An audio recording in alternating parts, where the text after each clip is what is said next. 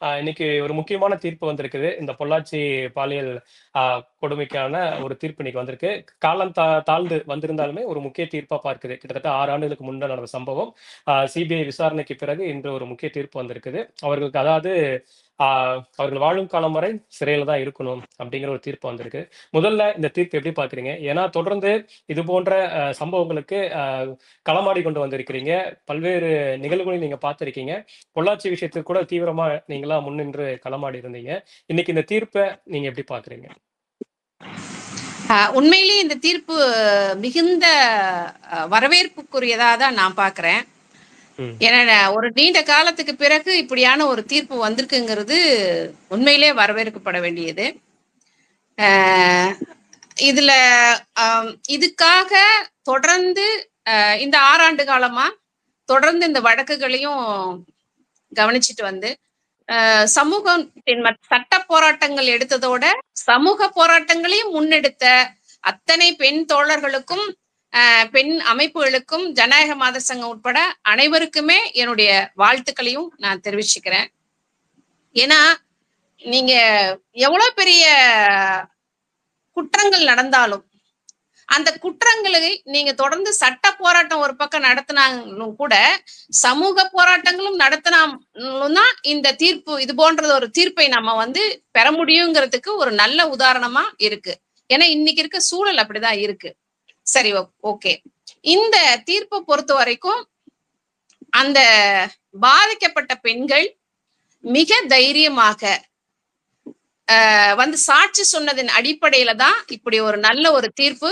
இந்த தீர்ப்பை வழங்கிய நீதிபதிக்கும் என்னுடைய வாழ்த்துக்களையும் பாராட்டுக்களையும் தெரிவிக்கிறேன். ஏன்னா அந்த பெண்களுக்கும், ஏன்னா குறிப்பா அந்த பெண்களுக்கு இந்த தீர்ப்புக்கு பிறகான பாதுகாப்புங்கிறது ரொம்ப முக்கியம். அந்த பாதுகாப்பையும் நம்ம உறுதிப்படுத்தணும். இப்படியான ஒரு சூழல்ல இந்த தீர்ப்பை நாம எப்படி பாக்குறோம் அப்படின்னா, உண்மையிலேயே இன்னைக்கு நாம எந்த பத்திரிகை எடுத்துக்கிட்டாலும் எந்த ஒரு சோசியல் மீடியா எடுத்துட்டாலும் ஏதாவது ஒரு மூலையில பெண்கள் பாதிக்கப்பட்டுக்கிட்டே தான் இருக்காங்க. ஆனா பாதிப்புக்கு உள்ளாகிற எல்லா பெண்களுமே சட்டத்தை நாடுறதில்ல. நான் அது போன்ற பல வழக்குகளை பார்த்திருக்கேன். வருவாங்க, பிரச்சனைகளோட நம்மகிட்ட வருவாங்க. அந்த பிரச்சனைக்கு முன்ன நின்று நம்ம வந்து அவங்களுக்கான எல்லா உதவிகளையும் செய்வோம். கடைசியா உள்ள பூந்து வரக்கூடிய சில அரசியல் கட்சிகளோ அல்லது இந்த பஞ்சாயத்து பேசுறவங்களோ அந்த பாதிக்கப்பட்ட பெண்ணுடைய குடும்பத்தை, பாதிக்கப்பட்ட குழந்தையினுடைய குடும்பத்தை அப்படியே எப்படி பண்றது, நீர்த்து போகிற ஒரு செயல்பாடுகளை செய்யறதுனால சிலது தோத்து போகுதான், இல்லைன்னு சொல்லல.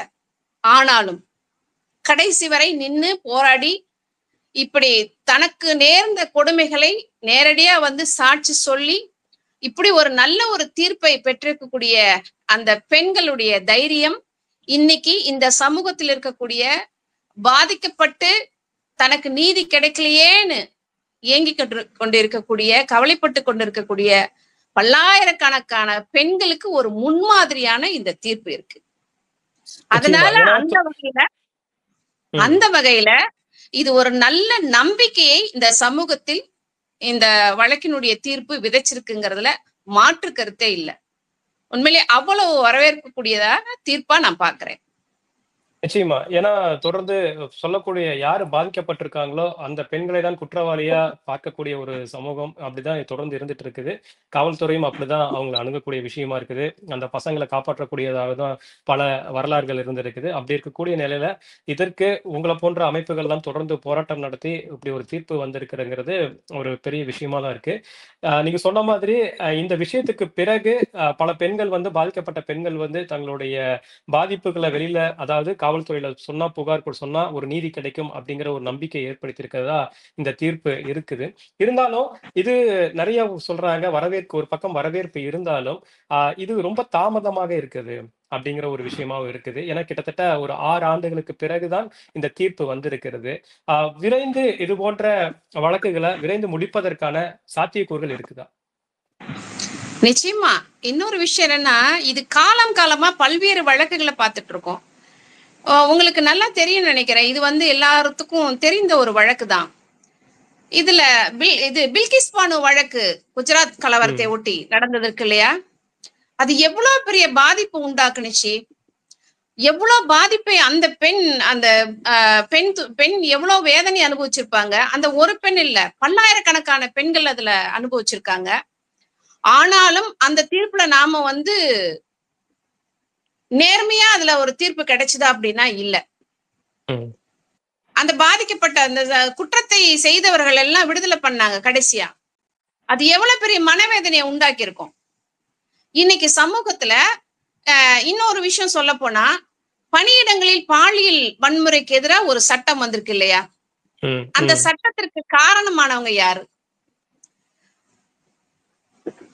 பன்வாரி தேவின்னு சொல்லிட்டு ஒரு பெண், ஒரு சமூக சேவகி. அவங்க தொடர்ந்து குழந்தைகள் திருமணத்துக்கு எதிராக தொடர்ந்து போராடிட்டு வந்தாங்க. அதை பொறுத்துக்காம அந்த ஊர்ல இருக்கக்கூடிய கிராமத்துல இருக்கக்கூடிய உயர்சாதி இந்துக்கள் 5 பேர் சேர்ந்து அந்த பொண்ணை கூட்டு பாலியல் வன்முறை பண்ணினாங்க. இத நிரூபிக்கவே முடியல அந்த பெண்ணால. காவல்துறைக்கு போறாங்க, புகார் கொடுக்குறாங்க, போலீஸ் எடுத்துக்கல. அதை தாண்டி பெண்கள் அமைப்புகள்லாம் ஒன்னா இணைஞ்சு குரல் கொடுத்து அதுக்கப்புறம் நீதிமன்றத்துக்கு போறாங்க. அங்கேயும் தீர்ப்பு அவங்களுக்கு சரியா வரல. தொடர்ந்து அவங்க நீதிமன்றத்தை நாடுறாங்க. அந்த நீதிமன்றத்தை நாடுவதற்கு கூட பல்வேறு பெண்கள் அமைப்புகள் போராட்டத்தை முன்னெடுத்திருக்காங்க. கடைசி வரைக்கும் அந்த பெண்ணுக்கு துணையா நின்றதன் அடிப்படையில விசாகா கமிட்டி அமைக்கப்பட்டது, வர்மா கமிஷன் இதுல அமைக்கப்பட்டது. அதுல நிறைய பணியிடங்களில் வேலை செய்யக்கூடிய பெண்களுக்கு எப்படி எல்லாம் அவங்களுக்கான உரிமைகள் பாதுகாக்கப்படணும்னு சொல்லிட்டு வழிமுறைகள்லாம் வகுக்கப்பட்டது. இந்த தீர்ப்பினுடைய நீட்சிதான் இன்னைக்கு வேலை செய்யக்கூடிய இடங்கள்ல பெண்களுடைய பாதுகாப்புங்கிறது உத்தரவாதப்படுத்தப்பட்டிருக்கு. இப்படி ஆமா, இப்படி பல்வேறு போராட்டங்களுக்கு அப்புறம் தான் ஒரு நல்ல தீர்ப்பையே பெற முடியுது. அப்படியான சூழல்ல நம்ம இந்த சமூகத்துல வாழ்ந்துட்டு இருக்கோம். அதனால ஒன்னு சொல்லணும் அப்படின்னா, குறிப்பா இந்த சமூகத்துல ஒரு பெண் குழந்தை பாதிக்கப்படுது அப்படின்னா உடனே அந்த பெண்ணு போலீஸ் ஸ்டேஷன்ல போய் கம்ப்ளைண்ட் கொடுத்துட முடியாது. இந்த சமூகமும் அவர்களை சார்ந்த குடும்பமும் அனுமதிக்காது. அந்த பொண்ணோட மான மரியாதை போயிடும், எதிர்காலம் பாதிக்கப்படும். இப்படி எல்லாம் அந்த பெண்ணுக்கு சொல்லி அவங்களுடைய பாதிப்பெல்லாம் உள்ளேயே அடக்கி வச்சுக்க சூழலை தான் உண்டாக்கும். அப்படியும் அதையும் தாண்டி காவல்துறைக்கோ இல்ல இங்க புகார் கொடுக்குறாங்க அப்படின்னா நேரடியா சென்று அந்த ஸ்டேஷன்லயும் நிறைய காம்ப்ரமைஸ் நடக்கும். எதுக்குமா தேவையில்லாம இந்த குழந்தைய கோர்ட்ல கூட்டிட்டு நிறுத்தணும், அது அசிங்கப்படணும், அப்படி பண்ணணும், இப்படி பண்ணணும், அங்கேயே வெளியில போகும் அப்படின்னு ஒரு அச்சுறுத்தலும் இருக்குது. எடுக்காத லெவலுக்கு என்னென்ன பண்ணுமோ அது எல்லாமே பண்றாங்க, அதெல்லாம் செய்வாங்க. நான் அந்த மாதிரி வழக்குகள் நிறைய பார்த்திருக்கிறேன். ஒரு பெண் குழந்தை ஒரு 5 வயது பெண் குழந்தை 65 வயது ஒரு நபரால் பாலியல் வன்முறைக்கு ஆளாக்கப்படுறாங்க. அது எவ்வளவு பெரிய மோசமான ஒரு செயல். இதுக்கு எதிராக தொடர்ந்து போராடும் போது இந்த செய்தி பத்திரிகையாளர் மூலியமா நமக்கு வருது. அது உடனே அந்த செய்தியை போய் எடுக்கிறோம். அங்க நம்ம போறதுக்கு முன்னாடியே காம்ப்ரமைஸ் பண்ணி அந்த சம்பந்தப்பட்ட நபரை விடுவிச்சு கூட்டிட்டு போயிடுறாங்க.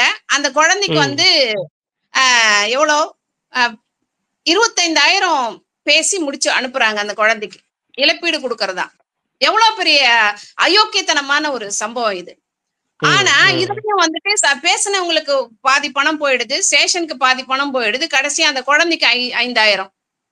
இது எப்படி ஜீரணிக்க முடியும்?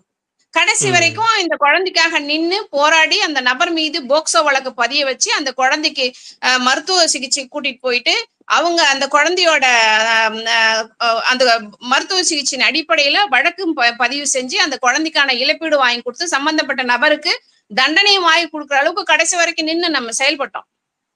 ஆனா இது போல எல்லா வழக்குகளையும் நடத்துறது இல்ல. எல்லா இடத்துலயும் நிறைய நீர்த்து போவதற்கான அத்தனை வேலைகளையும் கூட இருக்கக்கூடிய எல்லாருமே செய்வாங்க. இதையெல்லாம் தாண்டிதான் ஒரு பெண் தைரியமா ஸ்டேஷன்ல கம்ப்ளைண்ட் கொடுக்க வேண்டியிருக்கு. அதை கொடுத்த பிறகும் நீதிமன்றத்துக்கு வரத்துக்குள்ள எத்தனை பிரச்சனைகளை சந்திக்க வேண்டியிருக்கு. அவங்களுடைய வாழ்க்கையும் பாதிக்கப்படும், எதிர்காலம் அச்சுறுத்தப்படும். இதெல்லாம் தாண்டிதான் கொடுக்குறாங்க. கடைசி வரைக்கும் 2 வருஷம் 3 வருஷங்கிறது 6 வருஷம் 10 வருஷம் கூட வழக்குகள் நடக்குது. அப்படி நடந்தும் கூட கடைசி வரைக்கும் அந்த பெண் தைரியமா துணிச்சலா நம்பிக்கையோட நின்னதின் அடிப்படையில தான் இந்த தீர்ப்பே வாங்கப்பட்டிருக்கு. அதனால இந்த சமூகத்தில் ஒரு பெண் பாதிக்கப்பட்டா அவங்களுக்கான நியாயம் நீதி என்பது உடனடியா கிடைக்காது. அதுக்கான சட்ட போராட்டங்களும் சமூக போராட்டங்களும் முன்னெடுப்பதன் மூலமாகத்தான் இந்த இவ்வளவு விரைவா 6 வருஷங்கிறத கூட இவ்வளவு விரைவா கிடைச்சிருக்குன்றத நான் பாக்குறேன். ஆமா, இதை தாண்டி பல்லாண்டு காலம் நடந்திருக்கு. பல ஆண்டு காலம் பல வழக்குகள் நடந்துட்டுதான் இருக்கு. உண்மையிலேயே காலதாமதமாக கிடைத்தாலும், அதாவது சொல்லுவாங்க இல்லையா, லேட்டா வந்தாலும் லேட்டஸ்டா வந்தது அப்படின்னு சொல்றாங்களா, அது போல 6 வருடம் கழித்து வந்தாலும் கூட வழக்கு நடந்து இன்னைக்கு நல்ல ஒரு தீர்ப்பு வந்திருக்குங்கிறது வரவேற்கப்படக்கூடிய ஒன்றா நான் பாக்குறேன். நிச்சயமா. இப்ப நீங்க இந்த ஒரு விஷயத்த பதிவு பண்ணியிருந்தீங்க. இந்த தீர்ப்பு பிரிச்சதே பெரிய விஷயம். இதுக்கு இன்னொரு காரணம் கூட சொல்லலாம். பல அரசியல் அழுத்தங்கள், அந்த நேரத்துல உடனடியாக மக்கள் நீதி மையம் போய் பண்ண போராட்டங்கள், அப்புறமேட்டு இடதுசாரி அமைப்புகள் பொள்ளாச்சியிலேயே மையமிட்டு ரொம்ப நாளா பண்ண போராட்டங்கள், அதுக்கு 21 பேர் வழக்கு வாங்கின விஷயங்களாக இருக்கட்டும். இது எல்லாமே தான் ஒரு அரசியல் அழுத்தமும் இதுக்கான காரணமா இருக்குது. ஆனா எல்லா பாதிக்கப்படுற குழந்தைகளுக்கும் இந்த மாதிரி அரசியல் அழுத்தம் இருக்குமா அப்படிங்கிறது ஒரு பெரிய கேள்விக்குறியா தான் இருக்குது.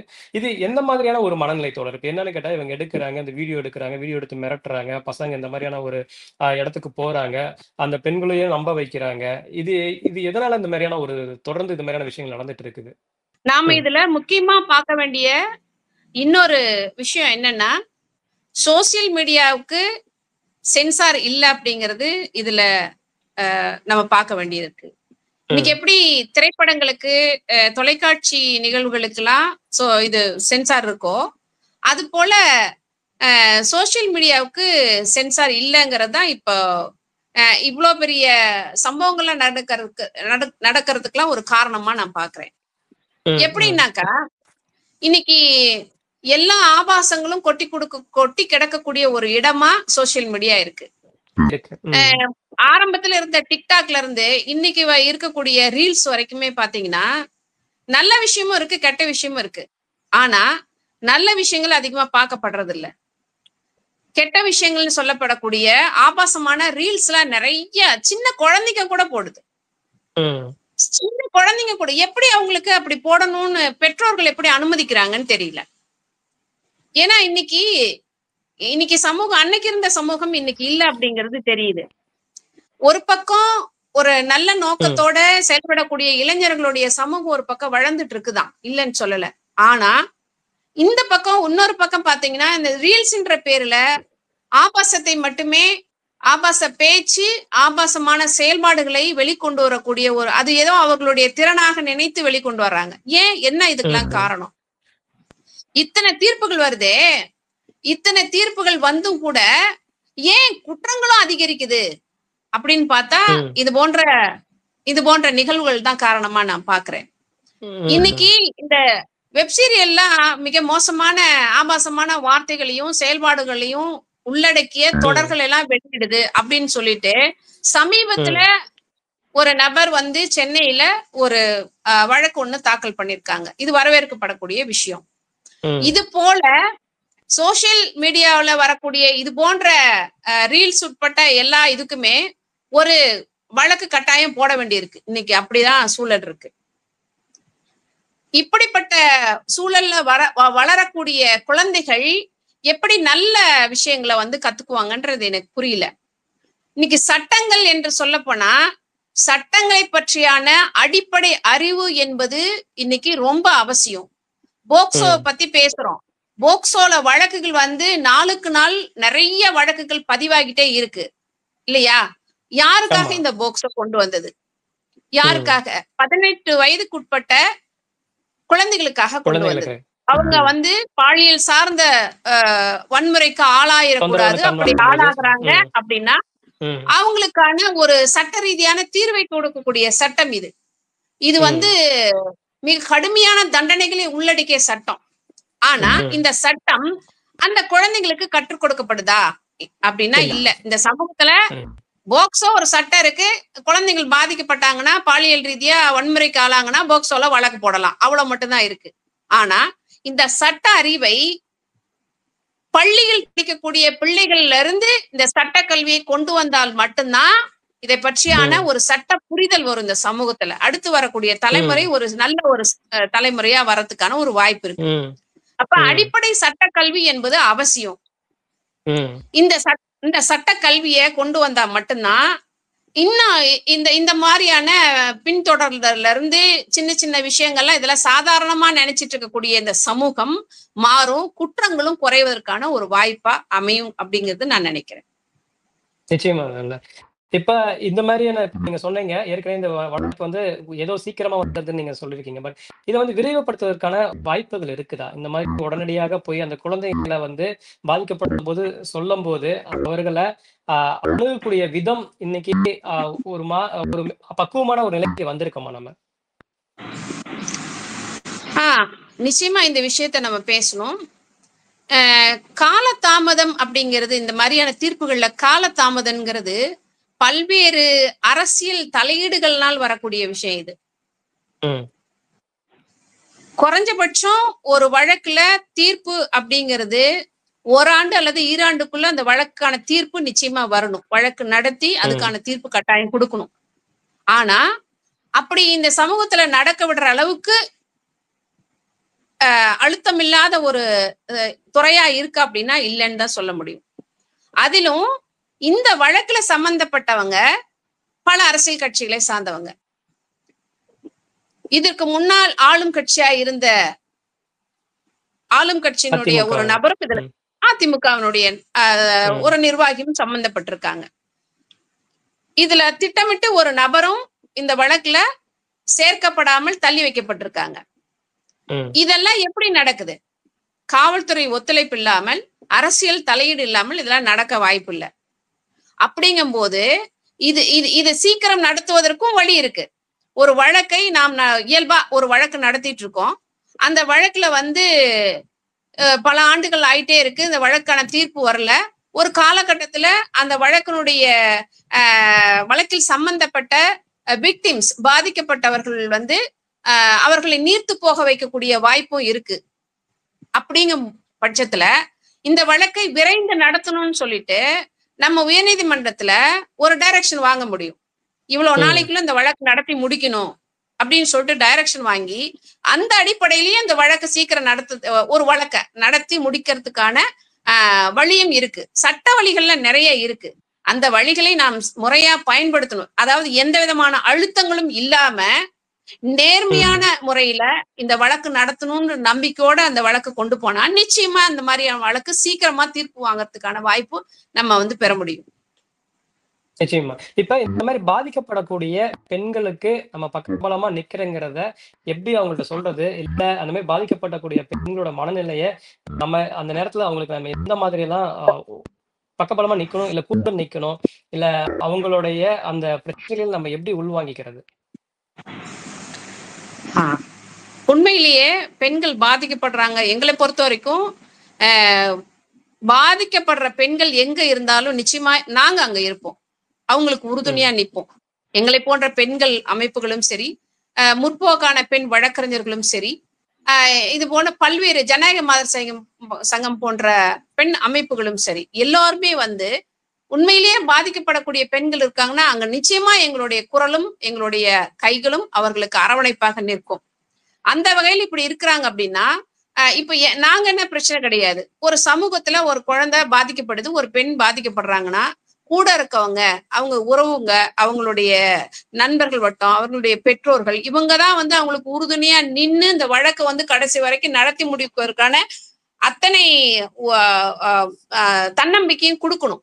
அதே போல எப்போ ஒரு விஷயம் வெளியே வருதோ, இப்போ ஒரு உதாரணத்துக்கு இப்ப என்னை சுற்றி இருக்கக்கூடிய இடத்துல ஒரு பிரச்சனை நடக்குது, ஒரு பெண் கடுமையா பாதிக்கப்படுறான்னா நான் தான், என்னை போன்ற நபர்கள் தான் அவங்களை அரவணைக்கணும். வா நான் இருக்கேன் அப்படின்னு சொல்லிட்டு இந்த சமூகம் அந்த நம்பிக்கை இந்த சமூகம் கொடுக்கணும்.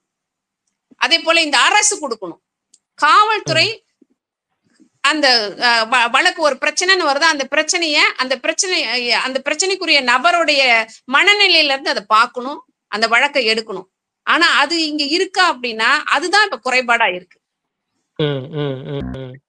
அதனாலதான் வந்துட்டு பாதிக்கப்பட்ட பெண்கள் உடனடியா காவல் நிலையத்துக்கு வந்து புகார் கொடுக்கறதோ, அந்த புகாரின் அடிப்படையில அந்த பெண்ணுக்கான வழக்கு பதியப்பட்டு நீதிமன்றம் வரைக்கும் கொண்டு போறதோங்கிறது நடக்கும். ஆனா அது அவ்வளவு சீக்கிரம் நடக்காது. ஏன்னா இப்போ ஒரு சதவீதமா எடுத்துக்கிட்டோம் அப்படின்னா கூட ஒரு ஒரு ஒரு மாசத்துக்குள்ள ஒரு 50 பெண்கள் பாதிக்கப்படுறாங்க அப்படின்னா அந்த 50 பேரும் காவல் நிலையத்துக்கு வந்து புகார் கொடுக்குறாங்களா? இல்ல. அதுல 1-2 வழக்குகள் மட்டும்தான் போலீஸ் ஸ்டேஷன் வரைக்கும் வந்து கம்ப்ளைண்ட் ஆகி அடுத்து வந்து கோர்ட்டுக்கு போகுது. அப்ப பாதிக்கப்பட்டு வராம இருக்கவங்க எல்லாம் எங்க போவாங்க? எதனால அவங்க வந்து கம்ப்ளைண்ட் கொடுக்காம இருக்கிறாங்க? அவ சுற்றி இருக்கக்கூடிய அழுத்தம். நீ போனா உன் மானம் போயிரும், உன் மரியாதை போயிரும், உன் எதிர்காலம் பாதிக்கப்படும், உன்னை 4 பேர் கேவலமா பேசுவான், உன் போட்டோ பேப்பர்ல வரும். இதெல்லாம் சொல்லி சொல்லி சொல்லி அந்த பெண்களை மன ரீதியா மன அழுத்தத்திற்கு ஆளாக்கி அந்த வழக்கே நடக்க விடாம பண்றது, வழக்கே பதிய விடாம பண்றது. இப்படியான சூழல் தான் இன்னைக்கு இருக்குது. அப்போ ஒரு வழக்கு இன்னைக்கு ஒரு வழக்குல தீர்ப்பாயிருக்கு, இந்த தீர்ப்பை நம்ம கொண்டாடுறோம் அப்படின்னா இது போல எத்தனை பேர் பாதிக்கப்பட்டிருக்காங்க? அவங்களுக்கு எல்லாம் யார் வந்து சப்போர்ட் பண்றது? அவங்களாம் எப்படி அவங்களோட பிரச்சனை ஏன் வெளியில வரல? இதெல்லாம் யோசிக்க வேண்டிய விஷயம். அப்ப இந்த நம்பிக்கைய இந்த அரசு பெண்களுக்கு கொடுக்கணும். அப்போ இன்னைக்கு எல்லா பள்ளிகள்லயும் கல்லூரிகள்லயும் பெண் விழிப்புணர்வை, பெண்களுக்கான சட்ட விழிப்புணர்வை சட்டத்துறை நடத்தணும். இத வந்து ஒரு பரிந்துரையா கூட நான் இங்க வைக்கிறேன். இன்னொன்னு, பள்ளிகள்லயே சட்ட கல்வியை, போக்சோ உள்ளிட்ட அனைத்து சட்ட கல்வியையும் பள்ளியிலேயே கொண்டு வரணும். அதுக்கான முன்னெடுப்பை இந்த அரசு எடுக்கணும் அப்படிங்கிறது இதுல ஒரு பரிந்துரையா கூட நான் வைக்கணும்னு விரும்புறேன். இது போல நாம வந்து தொடர்ந்து செய்வதனால பெண்கள் சட்டம் சார்ந்து, பெண்கள் கிடையாது, நான் இன்னொன்னு இதுல வந்து வலியுறுத்துறேன், பெண்களுக்கு மட்டுமே சட்ட கல்வின்னு கிடையாது, குழந்தைகள்னா அதுல ஆண் குழந்தைகளும் உட்பட. ஏன்னா ஆண் குழந்தைகள் கூட பாலியல் சார்ந்து பல்வேறு துன்பத்திற்கு ஆளாகிறாங்கிறத மறுக்க முடியாத உண்மை. நிறைய அதுக்கான வழக்குகளை நாம சொல்ல முடியும். அதனால ஆண் குழந்தைகளும் சரி, பெண் குழந்தைகளும் சரி, குழந்தைகள் மொத்தத்துல சட்ட கல்வியை தெரிந்து கொள்ள வேண்டும், சட்டத்தை தெரிந்து கொள்ள வேண்டும். அப்போ அடிப்படையிலிருந்து சட்ட கல்வியை அவர்களுக்கு கொடுக்க வேண்டும். இப்படி கொடுக்கும் பட்சத்துலதான் அடுத்து வரக்கூடிய தலைமுறைங்கிறது நல்ல ஒரு நம்பிக்கையான ஒரு தலைமுறையாக வருங்கிறதுல மாற்று கருத்து இல்லை. நிச்சயமா உங்களுடைய அந்த பரிந்துரைக்கு அரசு செவிசாய்க்கும் நினைக்கிறேன். ஏன்னா தொடர்ந்து இது போன்ற நிகழ்வுகள் நடந்துட்டு இருக்கிறதுனால இந்த விஷயத்துக்கு அவங்க ஒரு முன்னெடுப்பு எடுப்பாங்கன்னு ஒரு நம்பிக்கை இருக்குது. தொடர்ந்து அடுத்த ஒரு விவகாரத்தில் உரையாடுவோம் தோழர். நன்றி, வணக்கம். வணக்கம், நன்றி.